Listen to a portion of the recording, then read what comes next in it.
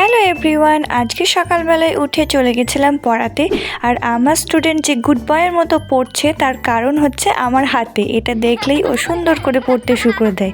আর এই যে আমার কোলে আমার ইঁদুর বসে আছে, কি সুন্দর পেন নিয়ে খেলা করছে। বাড়ি এসে দেখলাম মা এক গাদা বালতি নিয়ে কী সব যেন করছে, বালতির মধ্যে বালতি, বাপরে বালতি। আর আমি স্নান করে রেডি হয়ে গেছিলাম এই তুলসী মঞ্জুরিগুলোকে কাটবো বলে। এখন অনেকের মনে প্রশ্ন হতে পারে, হঠাৎ এই কাঁচা কাঁচা মঞ্জুরিগুলো আমি কেন কেটে ফেলছি। আসলে রোদের দিন চলে এসছে তো, তাই এই মঞ্জুরিগুলো শুকিয়ে যাবে আর গাছটাও মরে যাবে, তাই আমি এগুলো সব কেটে ফেলে দিচ্ছি। প্রায় 1 ঘন্টা পরে আমি এতগুলো মঞ্জুরি কাটতে পেরেছি। দেখো, প্রায় সমস্ত মঞ্জুরিগুলো শুকিয়ে গেছে, 1 বালতির উপরে হয়েছে। এগুলো এখন না কেটে ফেললে গাছটার পুরো গ্রীষ্মকাল যেতই না।